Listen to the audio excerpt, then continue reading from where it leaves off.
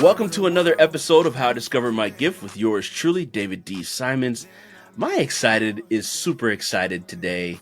I can't wait for y'all to hear about the talent multiplier, Natalie Renee Parker. This is an episode I already know you're going to need to listen to multiple times again.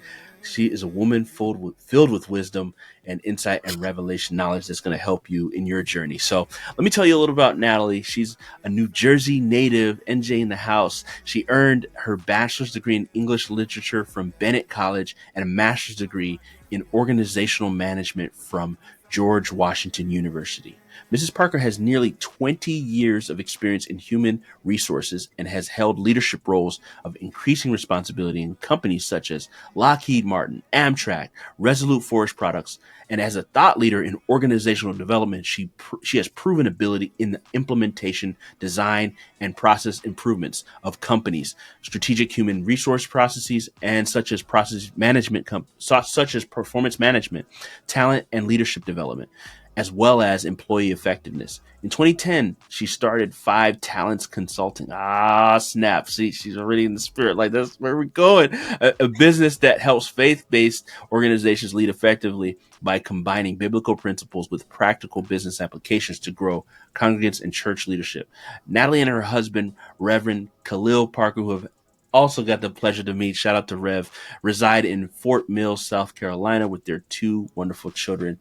Natalie, thank you so much for coming on the show. Awesome, David. Thank you for having me. Thank you so much.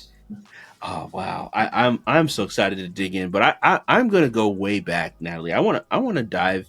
I want you to take me to like childhood Natalie, right? Like as a child, take me from childhood, the journey from there to now. Like just overview. Yeah, so I grew up in Pennsauken, so right across the bridge from Philly. Yeah. And shout out to anybody who ever got on the report card talks too much, because that was me, right? Every single report card from preschool to high school talks too much. That was every report card. And I just loved people, my dad said I could talk the bark off a tree. And I just love to have conversation. And about by the time I was about, I don't know, maybe like 4 or 5, like, what do you want to do when you grow up? We grew up with these great, TV people were like, oh my God, I want to be Claire Huxtable. Like, you're going to be a lawyer. And around 6, I was like, no, I want to be a professional conversationalist. I just want to be paid to Wow. talk to people. And Wow. so, I think I was just really enthralled with the idea of talking to people. We grew up in a predominantly white neighborhood on the street, 42nd Street, and we were the first Black people in the neighborhood. And so I grew up one of 3 people in a very white classroom, and my mom being from the South, we talked very proper. So I tell people all the time, I couldn't say ain't till I got to college. I couldn't use contractions until I got to college. Wow. So it was a very interesting thing growing up in the school system. My mom got us into to magnet schools. So it was Hmm. like before charter schools or magnet schools where you were elite schools, and so we had a really great education. And we did a lot of reading in my house. My mom was an avid reader. My dad was a truck driver, so we had this really interesting balance of education. My mom was really big on education and reading, and my dad was really big on hard work. Right. And so this Mm. balance, and both of them were people of faith. My mom was a preacher's kid, and my dad was just really, really devout. And the balance of that, of both of them, is such a wonderful thing that I still have, Mm. and love. My brother's 5 years older than me. He is also a big part of who I am in terms of just how mature I am, because I didn't have a sister. So I hung out with the guys all the time. Right. And Mm. so in that, it was one of the reasons why I went to Bennett for undergrad. 2 reasons. One, because I grew up around a lot of predominantly white people. I wanted to be in an experience that was Black, because I Mm. didn't have that as a foundation. I got that on Sunday at church, but not Mm. a lot else. And I wanted to be around, I decided I wanted to be around women because I had all these male relationships, great male relationships.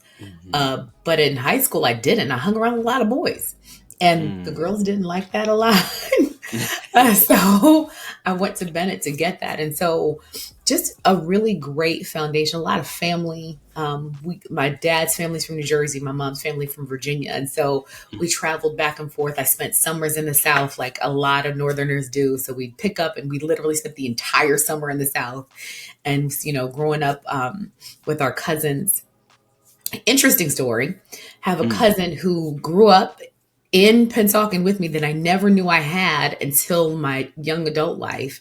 She was adopted by a family around the corner. We sung in the same high school, and turns out she was a cousin.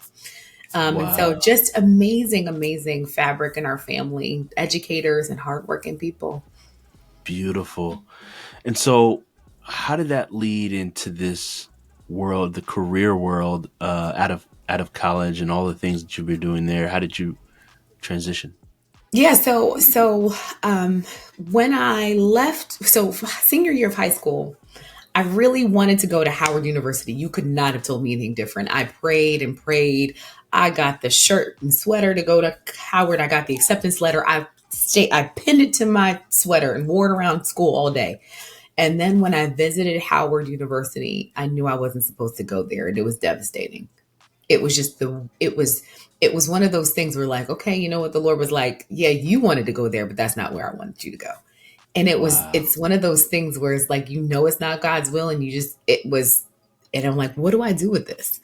And I got a postcard in the mail from Bennett College. I had never heard of Bennett College. I'm like, what is a Bennett College? And I got accepted to 13 schools, Yeah. right? I had great grades. I was a all South Jersey javelin thrower, volleyball. Like, I Wow. was all of the things. And so I'm Wow. like, why? Like, why am I going to this rinky dink school? And one of the ladies in the high school was like, oh my God, Bennett's amazing. My uncle went to Elon. He's like, oh, Bennett Bells are amazing. I'm like, whatever. It's not prestigious. I've never heard of it. And he's like, I'll drive you down. We're going to go. And I stepped on campus and I got just that spiritual confirmation, like, this is where I'm supposed to be. Wow. And it was just peace. It was just peace. And it was the best decision I never wanted to make. Hmm. And that experience gave me the nurturing, the leadership, the space to figure out my identity, who I am, both in Christ, as a Black woman, as a leader, just all of the things. I got to meet Condoleezza Rice. I got to meet John Hope Franklin.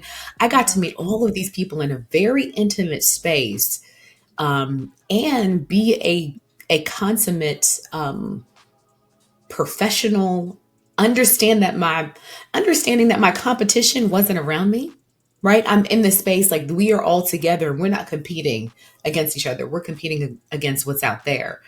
Right. And from that, I left Bennett thinking, okay, I'm going to be a lawyer, right? I'm going to go out here and I'm going to be a lawyer because I can do these things.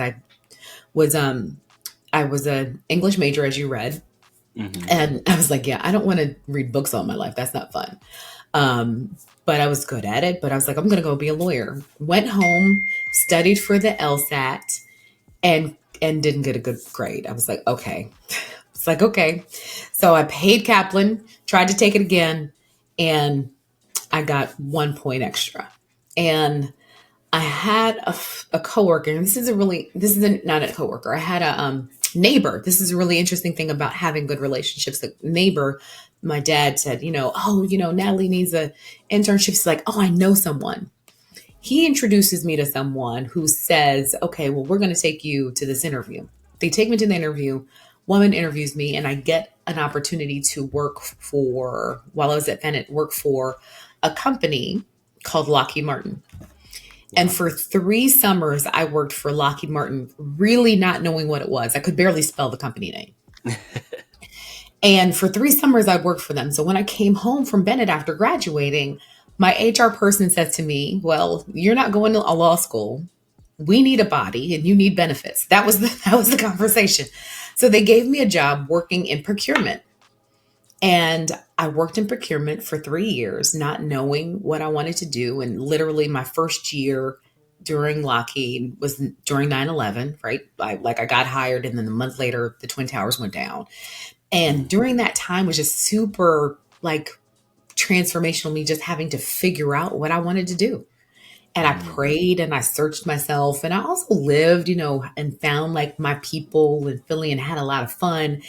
And I figured out that I one didn't want to buy parts for the rest of my life. And I also figured out that I was in a really big company. And I created networks and had some really great mentors. And I figured out I liked training. I liked teaching people how to mm. learn. And I Wow. parlayed that into a opportunity. I saw that Lockheed had a leadership development program. I tried to get in the normal ways of like applications and talking to the people who were in charge locally. That didn't work out. And this is a story um, around like how, if it doesn't work out the natural way, maybe you need to go other ways. A Right. friend of mine took me to a dinner, and it was an award ceremony. And we went to the award ceremony. I sat next to somebody and we talked it up. It was an amazing man. We had this great conversation. He said, "Kid, I really like you. And if you ever need anything, call me." I said, "Sir, don't say that if you don't mean it." Mm, And he said, "No, I really mean it." Again, didn't know who he was. Didn't know who he was, David. And so went back home to Jersey. That was in DC. yeah. And tried to get in. I'm trying to get into this leadership development program. Nobody's helping me. Went back and got a less than stellar performance review, knowing that I knocked it out of the park. Everybody was super surprised, but it was one of those things where it was a forced distribution of performance, and like somebody had to get the mediocre rating, and it was me because I was new. And Oh, so the manager, like even like kind of lightweight apologized to me, like, "Listen, I know it's a bad break, but you're young and it'll be fine." And so I called this guy and said, "Hey, listen, I want to talk to you. I'll be back in DC." He said, "Oh, sure." And I told him I wanted to get in the program. He said, "Okay." And I told him what happened. I told him I had talked to some other person who was, and he's like, "Well, don't talk to people who can't help you with your problems." mm. And, Bar. and this person ended up being the senior HR vice president of HR for the company. He was one of four reporting into the chief human resource officer. Wow. And he ended up being a major mentor to me while I was there. Look at And that. that put my career on a trajectory that I couldn't have even orchestrated for myself. Wow. And to this day, I'm so grateful, so terribly and grateful for that relationship. And from there, I was able to, he was probably one of the people to get me on the track to, he and a couple of others, like, this is one of five, this is one of five bookshelves in the house. We read a ton. Wow. We are big into learning. We are big into just keeping ourselves abreast of what's going on. So we left Lockheed and we did a lot of amazing things. And we took a lot of amazing challenges that we didn't necessarily want, but God places you in places where He's like, "Okay, go do this," and you learn, Wow. and you grow, and you keep going. The I same thing with love it. Amtrak, the same thing with other companies. That's amazing. That's amazing, Natalie. What a journey. When you look at it, what is your most dominant gift? Right. So, this show is called "How I Discovered My Gift," and I never told you this beforehand, but the show is built. That's why I was excited when I was talking about your consulting company name. The show is based on the parable of the talents.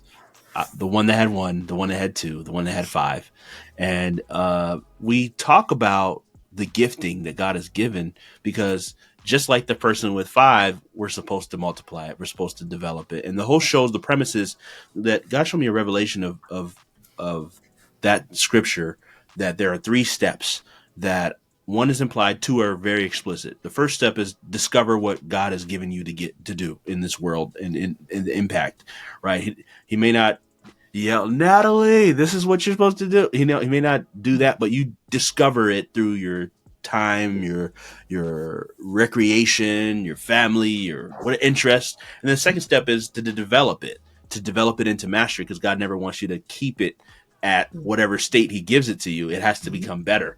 And then the third step, the third D is the implied one, which is to distribute it and market it into the marketplace like you're doing. So, with all that said, what what is your most dominant gift, in your opinion? I would say that during my during my time at Lockheed, I prayed to get into that program and I got in, right? I was super excited. And I got my first position, which was in Jersey. So I was able to stay home. And I was trying to get my second one in King of Prussia, which is like right over the bridge, right? Didn't Yep. happen. I ended up getting shipped to Florida. And it was the loneliest season for me.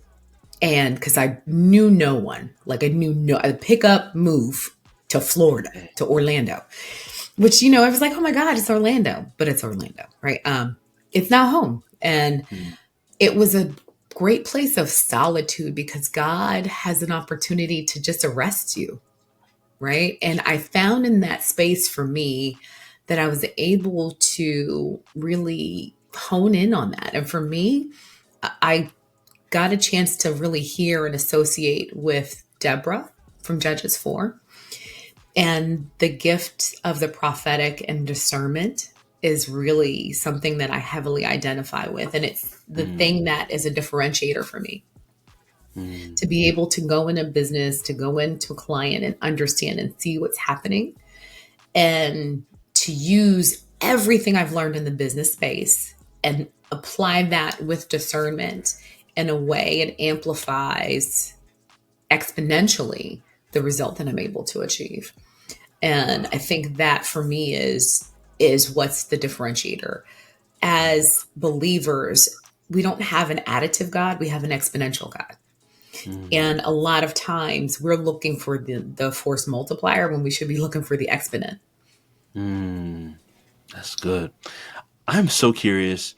When did you recognize this gifting in your childhood? Or if you did, right? Or like when was the earlier signs of it? And then if you could also, I feel listeners are robbed because I got to experience your gift on a call not too long ago and I was blown away. But maybe we might get into that. But if you could give us an example from childhood and an example in an organizational setting as well. So I will say it's hard in childhood because it's perceived as being mouthy, right? When Right. you're able to see things very clearly that other people can't see, it comes across as either being a know-it-all or being hoity, especially if you're not, because you don't have the grace to be able to position it. And so Right. a lot of times I was just like, oh, well, this is dumb or this is stupid. Here are 17 better ways you could do this. And Right. and having that level of awareness without the maturity was really difficult because it was just a lot of misplaced. It was hard to deal with, right? So as a child, it was being really clear about things that most people didn't see. So for example, in adolescence, I didn't do a lot of like bickering. Like I didn't do a lot of he said, she said. I just never saw the point in it. Like I never did a lot of girl gossip things. Mm-hmm. I never did a lot of like I was always fascinated by people like, oh my God, you have the same shoes as me. Well, they're mass produced.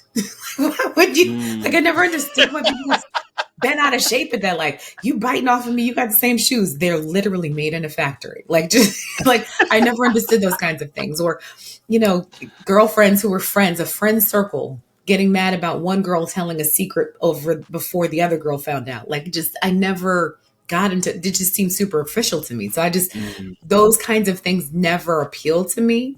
And I was perceived as a snob just because that wasn't the thing that interests me. So that set apartness I think is a sign because your headspace is just so different than everyone else's. That's for me, that's a symptom. When your headspace is just so different, where you're not entertained by the same things, when your common denominator is a lot higher than everyone else's, it's a sign that that you may be, you know, you may be cut from a different cloth. That's right. I love it. Now I got to hear an example from organizational level. Like it could be early on in career, it could be later, it could be something that stands out to you. I just think listeners should hear your how this ability works in this setting, in this business realm.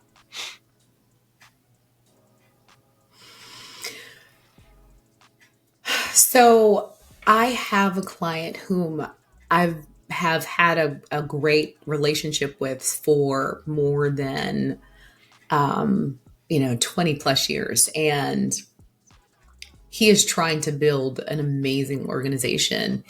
And I have earned the right, the space, not the right, but the space of trusted advisor to him and his organization. And one of the things that we often do is talk about the culture. And early in the infancy in his organization, we talked about, well, how do you build something that's, that stands beyond, just like, let's have a good culture. And the thing that I said to him was like, it's got to be bigger than you. Like, it has to be bigger than you. It's got to be, if you think about major cultures, it's got to be bigger than Disney. It's got to be bigger than Chick-fil-A. Those Disney's been gone for a long time. But the thought of Disney, the context of Disney, who you are, you have to figure out how to distill your essence and what you believe and boil that down to the least common denominator and infuse that into the inner workings of your organization and make that the language of how you do business. And that's how you live beyond your years. And we've started to do that we're starting to see that 3 years later. Wow. Another example of that is I have another client who they're having some challenges growing. They're an organization who's based in the United States, and they are largely represented outside of the United States. But their entire leadership team is in the Northeast. And in doing a series of interviews, getting feedback, I've had to provide feedback to the leadership team and let them know that based on the feedback that I heard, you have a misalignment. What you're saying you want versus what I see you doing is not the same thing. And while I hear what you're saying, what I see you doing is in misalignment. Wow. And you want to be a global company, but you're a US company that's doing business globally. And those two things are largely different. Wow. And you need to define the difference very quickly if you want to be credible in the things that you say you want to do. And it's a very risky thing to do when you're internal to a company, right? Yeah. And you have to have the grace, you have to have the maturity, you have to have the trust to be able to say those things. Yeah. And you have to do it in service, right? I'm not there to attack. I'm there to hold the space for what you said you wanted. I'm so curious, Natalie. How did they respond to that? I think there was a bit of step back and reflection, but it wasn't shock, awe, and grabbing pearls. Right? It wasn't like, oh, how could you do? It wasn't that. It was, I think I could see that, right? And because of we were able to secure another year's worth of relationship with that client and more trust. And I think that's the genuine joy that I have in what we're able to do is to be able to say things like that and say, okay, now let me help you. Let's walk together and do this together.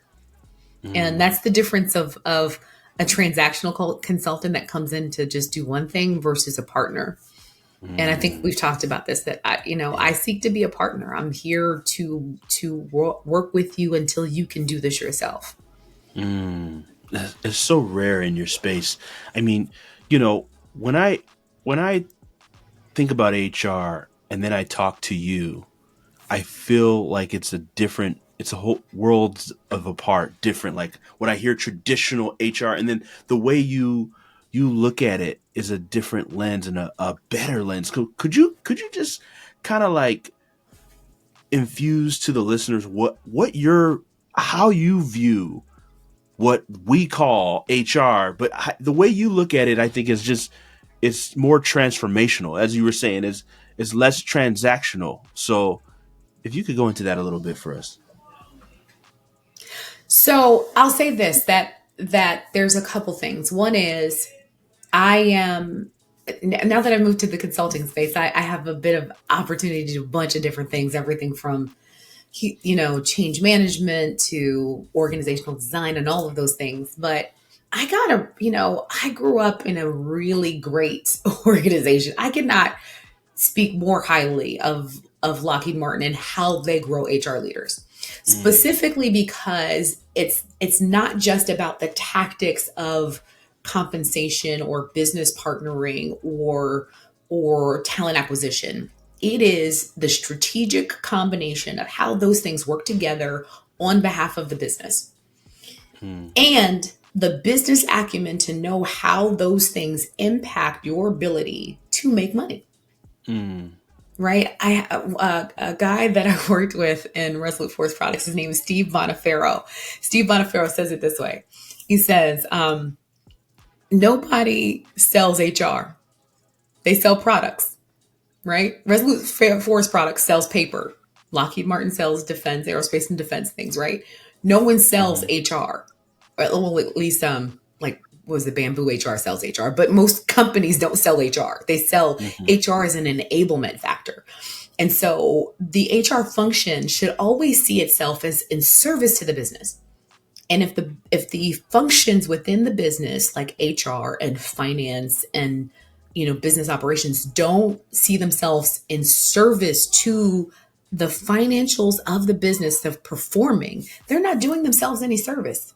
mm, And so for me, it's the totality, the systematic operating together of those things that work together. Like for me, it's a no-brainer. So how do those things work together systematically? So I'm not your person. I told you, David. I mm. I enjoy the I enjoy the strategic perspective. If you Yeah. put me in front of a spreadsheet and said, look at this 14,000 lines of data and find 7 errors, I'm not your person. That's not my Mm, gift. mm, Praise God for everyone whose gifting that is. I know a lot of people like that, and I praise God for them. That's not my gift. Um, but if you ask me to look at the systems and how they work together for the benefit of the organization, that's where I have the best impact, right? And mm. so the transformation comes when you're able to pull the best of the all of those things together and see where things are misaligned, right? Your car works because your tires are in alignment, your engine is firing on all cylinders, the steering wheel's in alignment, like all of those things are together, right? Yeah. When they're not in alignment, then something's off. Does that help at all? That helps tremendously. Wow. So I mean, it's such a holistic view and a holistic approach you have to it. I want to go into something that you talked about earlier, right? You said you have 5 bookshelves of just books, and I'm probably sure there's even more in your Audible or your audio and your YouTube channel, all of that, right? But I don't think somebody gets to your level, and we haven't really, and we're going to talk more. I would like to talk specifically about your business in a little bit later, but nobody gets to your level without strong development into themselves. That development, and I like to talk about the the unseen hours, right? The work in the dark when nobody's watching, right? Mm. Like what you're doing and to develop yourself to the level you've been able to today to be this prominent leader and consultant. What does it really take behind the scenes? What kind of development have you poured into yourself over the last 20 plus years to become who you are today? Oh man. So I have, that's a really deep question. I have been blessed to have had the gift of really good feedback, even if I didn't like it all the time, even if it wasn't packaged in the right way. I've also had the benefit of some really, I'll say it, some really bad leaders. Like I've had some Mm, really, like what I'll say to your listeners, don't be upset when you have bad situations. You know, I have worked for some folks who were not stellar at leadership, and they have actually taught me the antithesis of what it meant to be good leaders. And in mm, that learning, it helped me, right? Sometimes the anti-model was the best model to learn from. mm. So that came to mind for me as you were talking. Yeah. But in my working spaces, I've been able to take some really great courses at University of Virginia.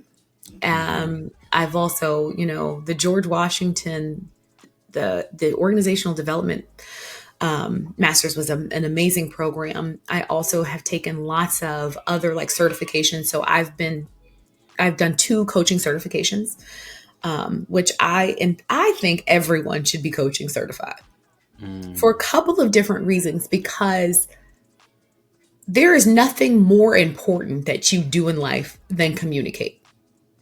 I don't That's care true. whether you're in tech, whether you are in education, anything Mm. you do in this life is about communication. That's good. And that's listening and that's conversing. And Mm. coaching allows you to first understand yourself Hmm. and regulate your emotions and your stories. But then it allows you to listen at such a heightened level. And it's just an amazing thing. Lockheed had a program, and then I also went to a program at George Mason that was absolutely amazing. Um, Wow. I've done a ton of assessment certifications, so Strength Finders, Yeah. DDI, uh, DISC, all of those are also great tools. Crush the Stage, I did that. Yeah. Speed Business Whoop, Mastery whoop. with Dr. Del Toro. I've done a Yes. ton of things. And I just strongly believe in learning. Like just learn something. Just don't stop growing. If you are Mm. not growing, that which is not growing is dying. That's right. And That's as it relates to the talents, that understanding of pouring into yourself, because so many of us don't know our purpose. So many of us don't know. And so if you don't know, go find something until you do. Right? I'm, mm, I'm not saying go throw good money after bad. Like I don't hmm. believe in going and getting 17 degrees and 22 Mm. certifications. What I'm saying is go on a discovery to find what God put inside of you. Mm. And when you find it, Mm. by God, pour into that thing. Right? I went to seminary. I've been to seminary. That was Oh wow. amazing. And we read all of the time, and we write, and we listen. We've got audiobooks galore. We also do Mm. a lot of YouTubing. My husband, I call him Rev and I were just listening to Francis Chan this morning. Oh wow. And we also spend time being quiet. Mm. And as a family, we've also instituted gratitude journaling. So Mm. we actually sit at the end of every day after dinner. It sounds corny. We're not corny. No, We actually are actually quite beautifully chaotic in this house. But um, we sit down and we journal for 7 minutes. Everybody has a journal. My son is 8. My daughter is 5. She's 5. Don't tell anybody. I got that wrong. She's 5. Um, and we journal for the four of us journal for 7 minutes. Everybody gets out their journal and just one thing. What are you grateful for the day? Everybody's got a little journal and we all journal, and it's amazing. That is profound. I believe we were on a call the other day, and your daughter was having an entrepreneurial experience, right? And like selling y'all some Some products, and tea. y'all. I thought that was the cutest thing. And then you said, I'm so glad you brought this up, because then you said, yeah, this is something you can add to your journal. Like, that is such like intentional parenting. Like, where did you learn that from, and how did you include that into, like, I just think it's so phenomenal. All right, so I'll say this, that back in 2022, I was working for a company which I had decided was going to be my last corporate company. I thought it was going to be my dream job. It had the title I wanted, not the comp I wanted, but the title I wanted. It was like, finally somebody recognizes me from what I'm worth. Because the company before that, I was just burnt out. And so it was virtual. I could work from home. The kids were smaller, and it was the middle of COVID, and I didn't want to travel anymore because the first 6 years of my children's life, at least Nathan's life, I was traveling 50% of the time. God bless my husband. He's a saint. Um, and it wasn't working out. We traveled to DC. We were at a event, and I felt deathly ill. I just couldn't figure out what was going on. I was just like, Oh I just felt no. terrible. I was like, what's going on here? Yeah. And the room was spinning. My heart was racing, and I said, I got to go to the. I was like, you've got to take me. I feel like I'm dying. And they took me to the ER, and my hemoglobin was at 6, David. And Well. that number didn't mean anything to me at the time, but apparently your hemoglobin is supposed to be at 13. That's like the normal Uh, level. And critical is 8. And oh my like god. deathly is 7. And it was at 6. Oh my god. And I laid on that table, and the doctor was like, we are so glad you came in because this could have ended terribly. And that was on March 20, yeah, March the 6th, 2022. Wow. And that day is when I decided, I prayed to God. I said, if I died right now, will I have done what God told me to do with my life? And the answer was no. And so I got laid there and got a transfusion, prayed all night, couldn't sleep because I thought I was going to die.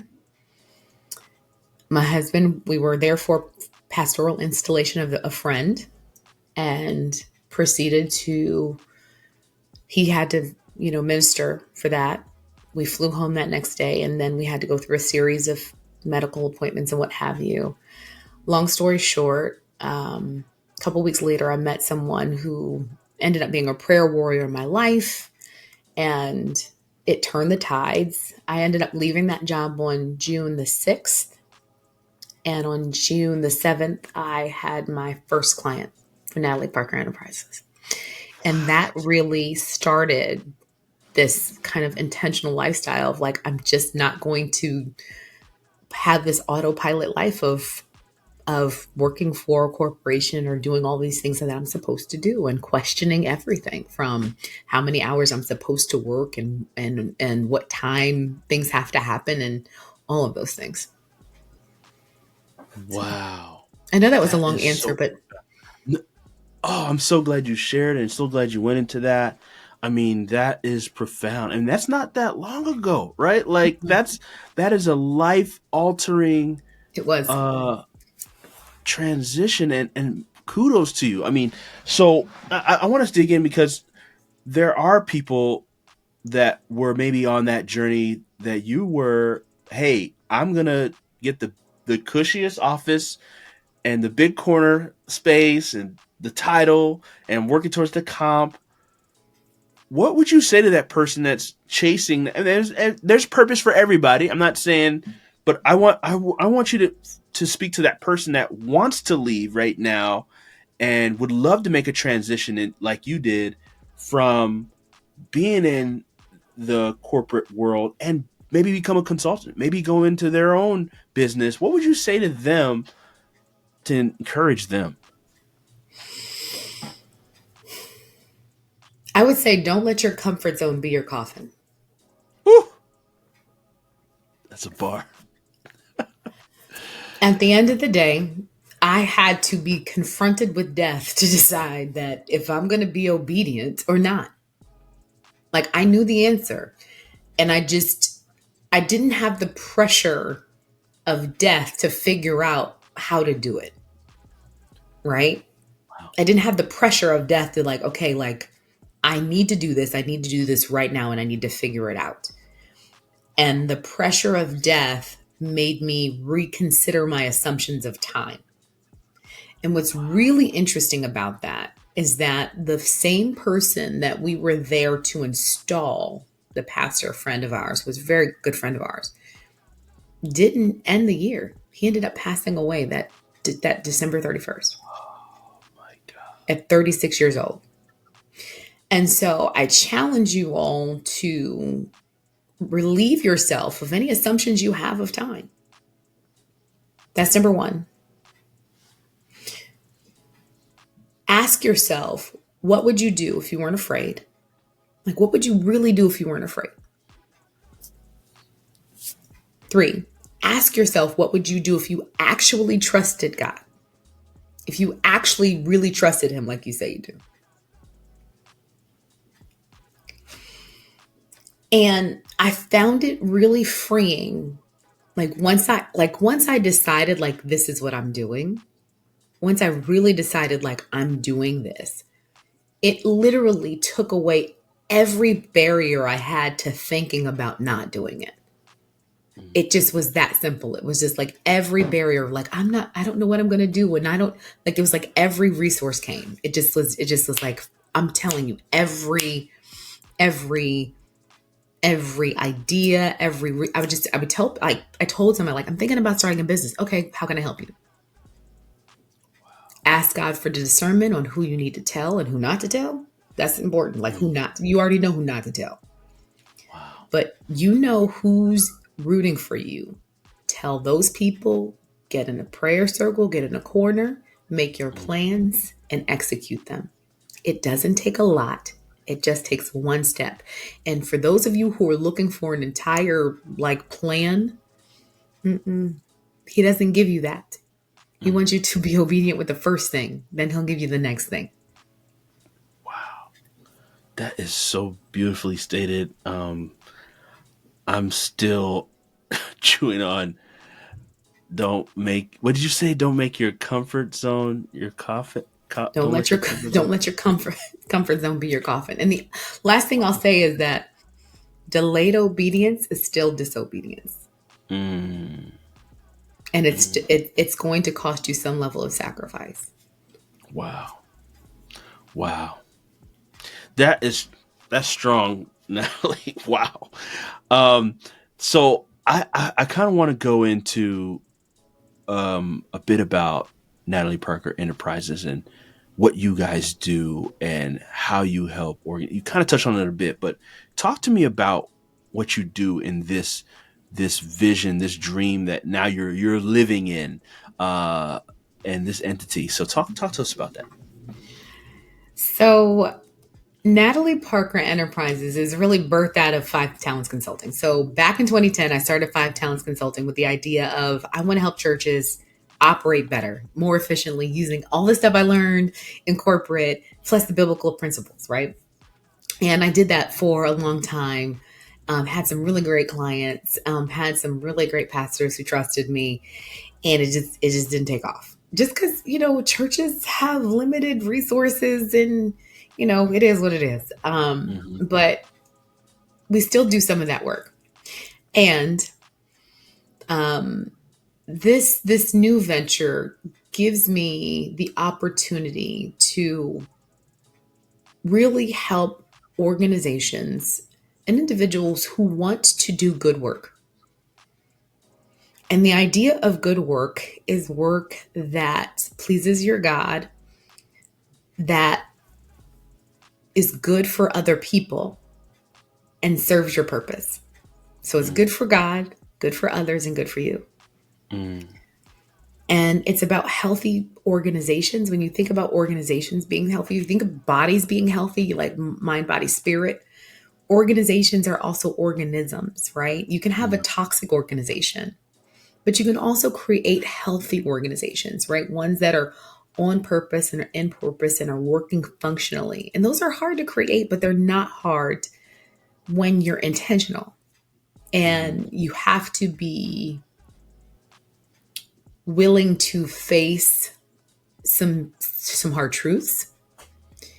You mhm, have to be willing to face some ghosts and some demons and part ways with some people and suffer loss, mhm, right?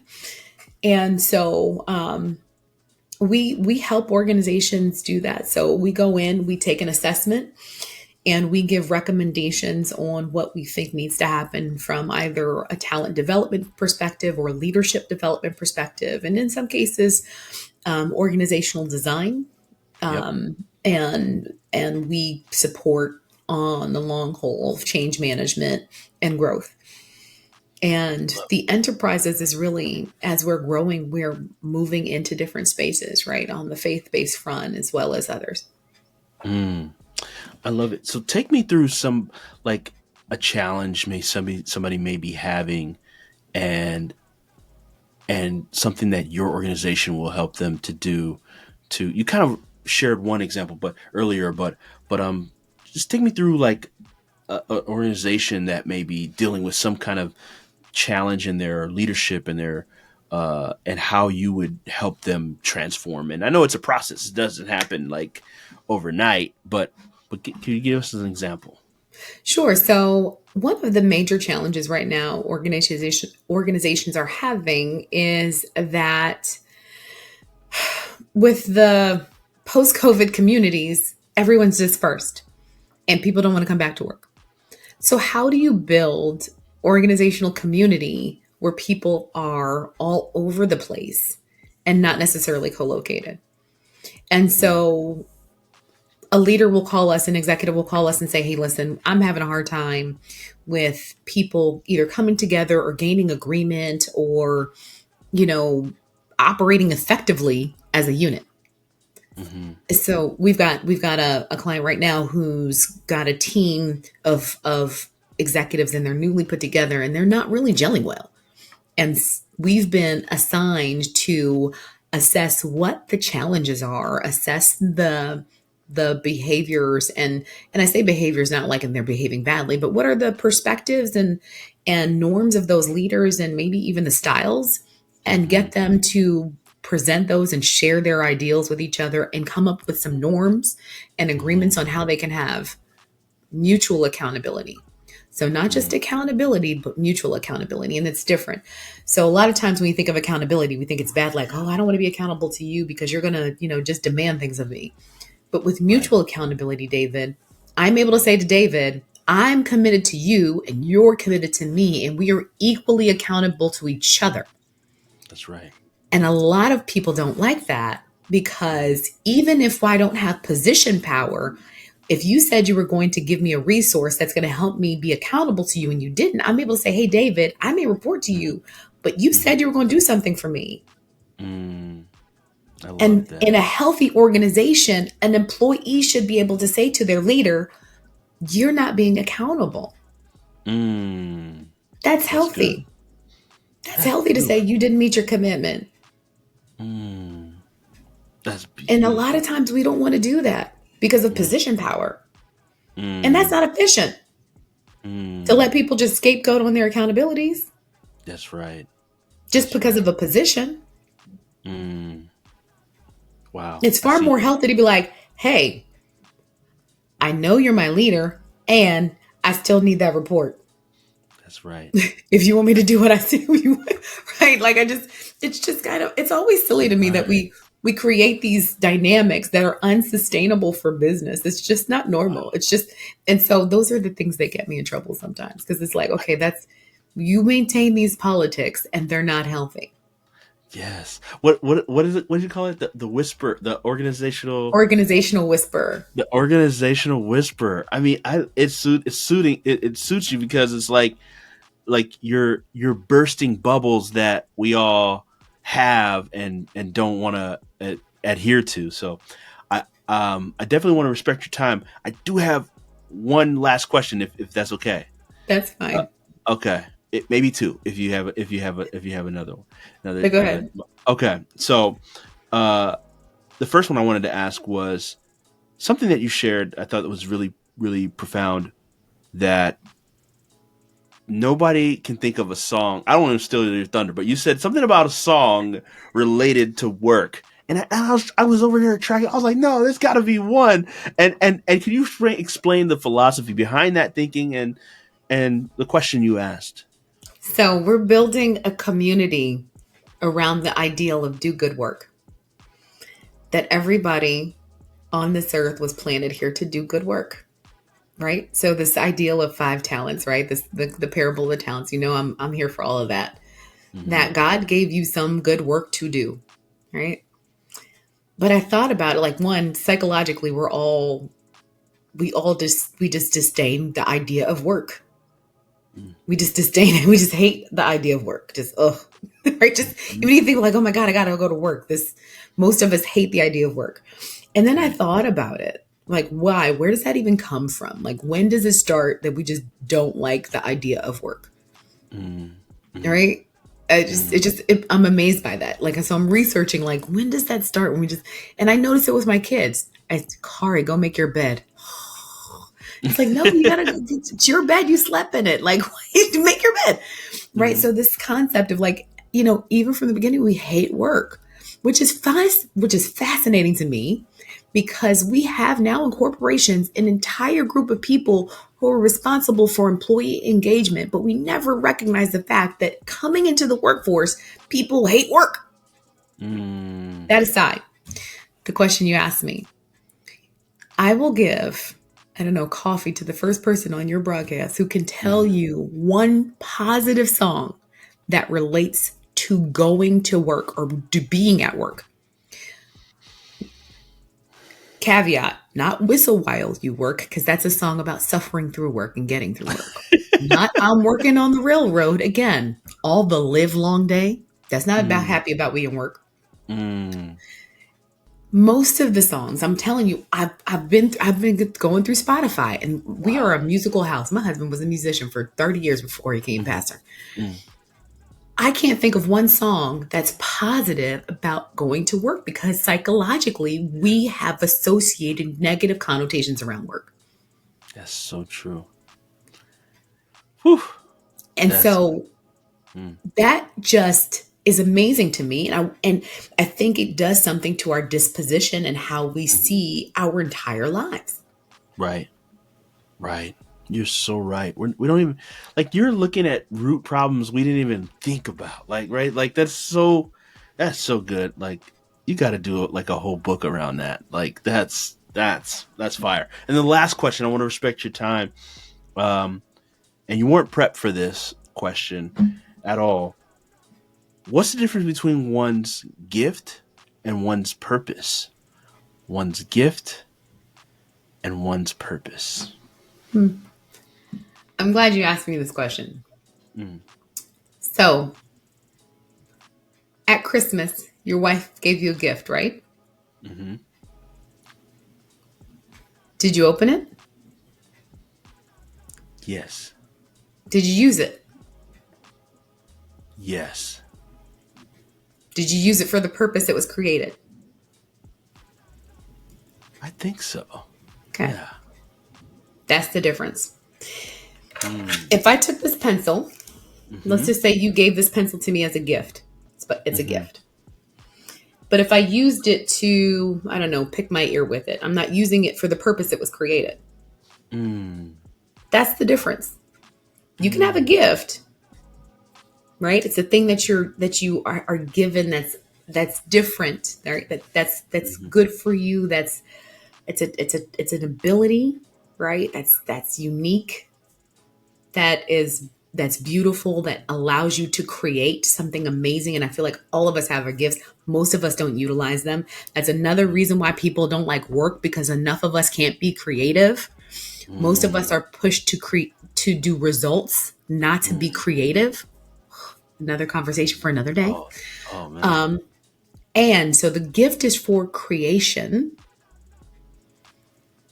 But if we don't create within the purpose of the context that we're supposed to, then we're not doing it in alignment with what God wants. So we get frustrated. Mm, That's the difference. We wow. could, a lot of people have gifts, but a lot of people don't have gifts in purpose. Wow. That's one of the best illustrations we've interviewed a lot of people on the show, but that is one of the best illustrations I've ever heard around it, and so clear. Wow, Natalie, this is phenomenal. So, David, I I want to say one more thing before you get Yeah, off. yeah. And I said this, I got this at Crush. Hmm. When people don't understand the purpose of a thing, they are more likely to misuse it. Mm, At best, they will misuse it. At worst, they will abuse it.